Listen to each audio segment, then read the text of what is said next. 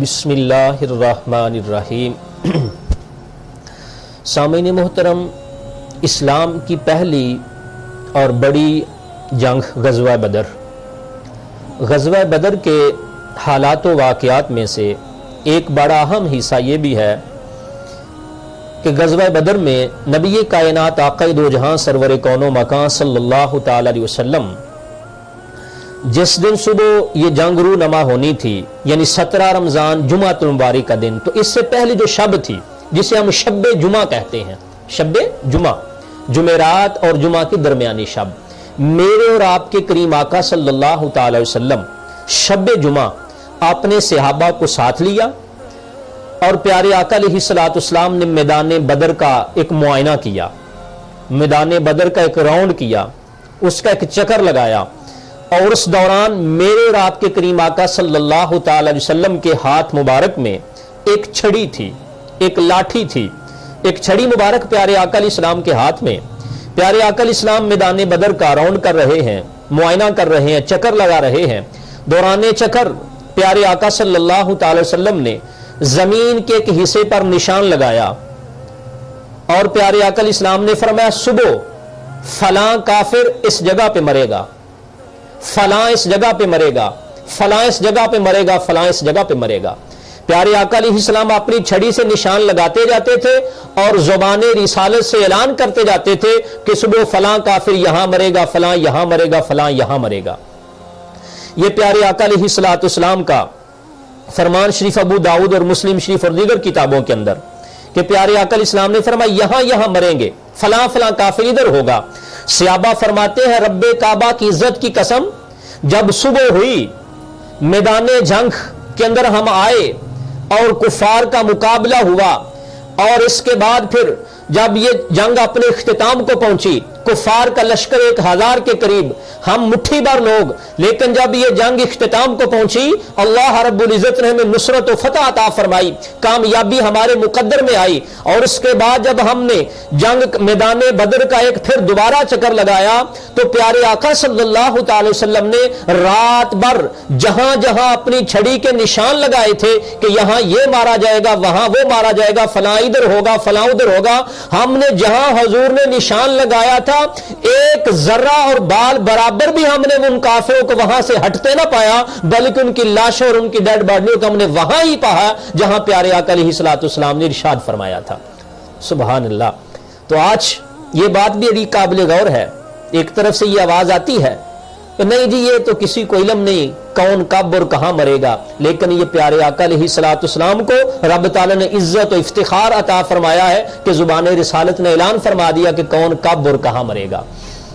یہ ابو داؤد اور مسلم شریف کے حدیث پاک۔ اسی سے ملتی جلتی ایک بات یوں بھی سامنے رکھیں، جب میدان بدر کے اندر مسلمانوں کو کامیابی مل گئی، کامیابی اور کامرانی کے بعد مسلمان اس جنگ کا نتیجہ اور کامیابی کس بنیاد پر ہوئی تھی؟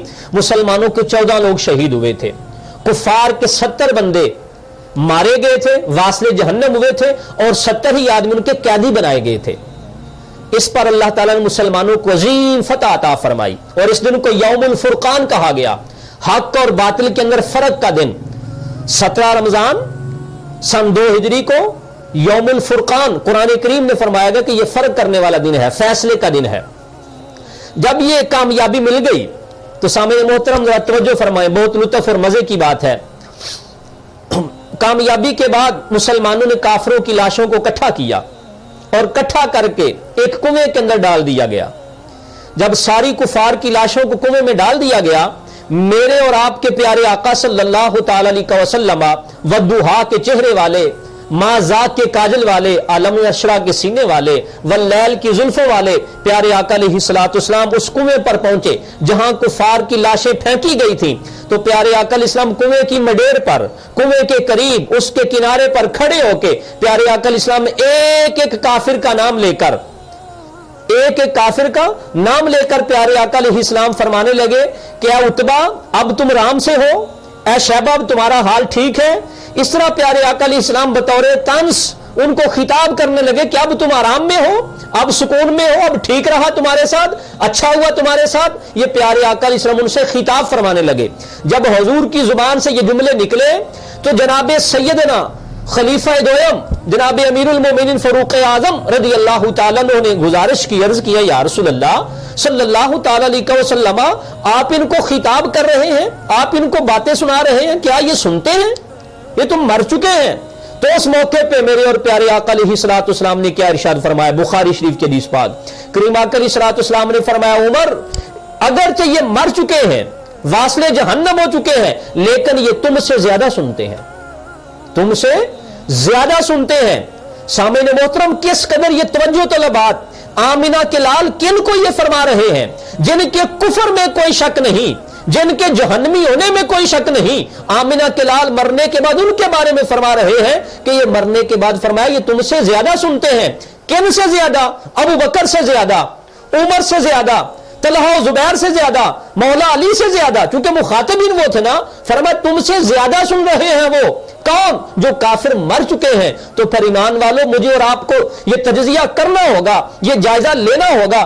اگر کافر چلا جائے، مر جائے، تو مرنے کے بعد حضور فرماتے ہیں صحابہ تم سے زیادہ سنتا ہے، تو پھر جو اللہ کے نیک بندے اور برگزیدہ اولیاء کرام ہیں، شہداء کرام ہیں، انبیاء علیہم الصلوۃ والسلام ہیں، پھر مرنے کے بعد ان کی حیات کا عالم کیا ہوگا؟ دنیا سے جانے کے بعد ان کی قبروں کے اندر حیات جاودانی کا اندازہ میں اور آپ کیسے کر سکتے ہیں؟ جبکہ دوسری حدیث پاک کا مفہوم یہ آتا ہے کہ پیارے آقا صلی اللہ علیہ وسلم کے فرمان شریف کا مفہوم کہ فرمایا جب تم اپنے مردے کو دفن کر کے واپس پلٹتے ہو تو فرمایا وہ تمہارے جوتوں کی آہٹ کو بھی سنتا ہے۔ اور ایک حدیث پاک کا مفہوم فرمایا آہٹ تو دور رہ گیا، اس کی قبر پہ بیٹھنے والے پرندے، چڑیا، وہ قبر کے اندر رہنے والا مردہ یہ پہچانتا ہے، جانتا ہے کہ میری قبر پہ بیٹھنے والا پرندہ مذکر بیٹھا ہے کہ مؤنث بیٹھا ہے۔ تو سامعین محترم پیارے آقا علیہ السلام اور انبیاء کرام علیہ السلام، شہداء کرام، اولیاء کرام دنیا سے جانے کے بعد ان کی حیات کو عام حیات کی طرح سمجھو۔ جب مرنے کے بعد کفار سنتے ہیں تو پھر اولیاء، ایمان والے، انبیاء کرام، صحابہ کرام کی حیات کا میں اور آپ اندازہ نہیں لگا سکتے۔ اللہ پاک مجھے اور آپ کو صحیح عقیدہ، صحیح سوچ اور صحیح سمجھ عطا فرمائے۔ وما علیہ الا البلاغ۔